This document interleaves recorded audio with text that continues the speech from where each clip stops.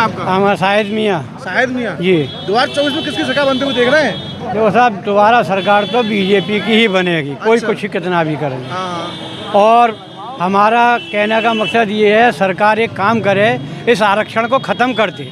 कौन सा आरक्षण? ये जो आरक्षण दिया जाता है लोगों को, इसमें एक समान कर दिया जाए। एक ये कर दिया जाए कि किसकी आबादी कितनी है, जितनी जिसकी आबादी उतनी उसकी भागीदारी। और उसमें भी ये किया जाए जो ब्रिलियंट हो वो उनका एक इंटरव्यू लिया जाए, उनका इम्तान लिया जाए, उसमें जो क्रीम लेवल के लोग हैं उनको नौकरियां दी जाएं।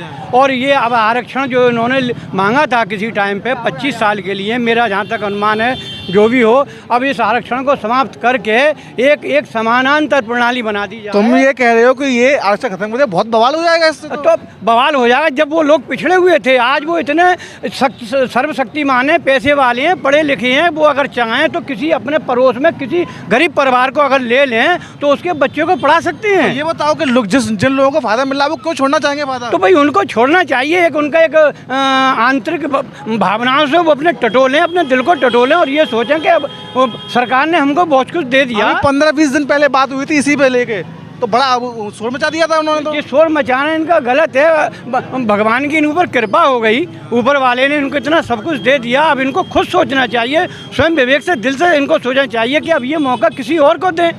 अब वो इस लायक हो गए, सरकार ने उसको लायक कर दिया कि वो उसको छोड़ें और किसी जो वास्तव में इसका हकदार है और परेशान है उसको दिया जाए।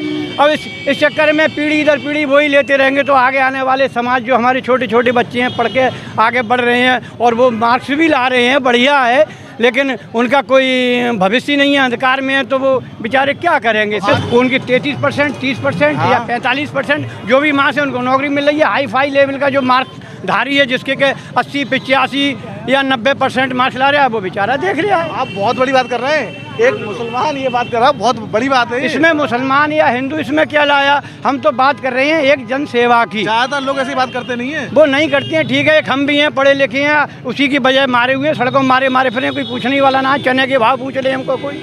अच्छा ये बताइए, 2024 सरकार है, हाँ, इस सरकार में क्या गलत चीज़ लगती है और क्या सही लगता है? देखो साहब, इस सरकार में चीज़ें तो बहुत भी बढ़िया हैं और अच्छी भी हैं, लेकिन कुछ हर जगह सरकार तो हर जगह आती नहीं है। सरकार हम ही और आप हैं। इसमें कुछ लोग हैं ऐसे जो गलत कर जाते हैं, उसका खमियाजा जो है लोग भुगतते हैं। अब इसमें एक डायरेक्टली ये तो कहीं नहीं जा सकता था ये गलत है या ये गलत है। अब पता ना कौन गलत क्या कर जाता है, उसका परिणाम जो है आम पब्लिक को कभी कभी। लोग कहते हैं ये सरकार हिंदू मुसलमान बहुत करती है। देखिए साहब, ये तो एक इनका अपना एजेंडा है, क्या है ये जाने। इस तरीके से हिंदू मुस्लिम करके एक जो है ये वोटों को जो है ध्रुवीकरण करती है कि मुस्लिम वोट एक तरफ हो जाए और हिंदू वोट एक तरफ हो जाए। उस हिसाब से अगर देखा जाए तो मुसलमान की आबादी लगभग 20% है। अब 20% क्या कर लेगी? अब वो 20% तो कहीं ना कहीं तो जाएगी। अब वो चाहे किसी के संग जाए, वो उसकी नीयत है, उसकी वोटर की अपनी मर्जी है। उससे वोटर से तो ये नहीं कहा जा सकता कि तू इसमें दे या उसमें दे, उसकी अपनी मर्जी है, वो किस में वोट दे। अच्छा ये बताओ, एक यूपी का मुसलमान के क्या मुद्दे हैं जिन पे वो वोट करना चाहेंगे कि ये मुद्दे हैं हमारे, इसकी वजह से? सबसे बड़ा मुद्दा है पेट, और ये हर वर्ग का नाम है मुद्दा है, चाहे हिंदू हो या मुसलमान हो।